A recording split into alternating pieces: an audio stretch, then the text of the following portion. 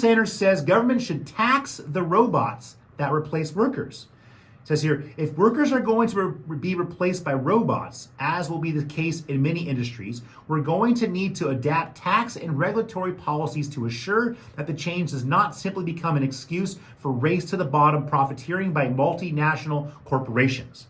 The general idea behind a robot tax levied on firms that replace humans with robots is to disincentivize the practice and to cover the loss of revenue from payroll taxes when robots are used. Now, see, here you go. Bernie Sanders, you need to talk to Andrew Gay. See, if we restructure our tax system and no longer have payroll taxes and no longer have income tax, we don't have to worry about the tax side of robots replacing humans. But we have to think about the social issues with having robots replacing humans. What are people going to do?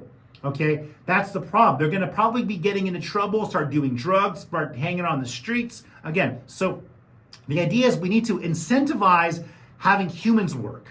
So maybe we need to move back to an old school model where we have just a lot less things going on, less robots. I mean, why do we need robots to do everything? Why are we trying to eliminate humans?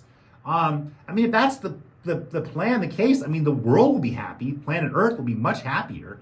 I mean, because we're destroying it. And arguably, a lot of this inflation is coming from the fact that we have higher demand. We have more humans using resources. The more humans that are using resources, that means the more expensive they're going to be. And we're going to have less of them.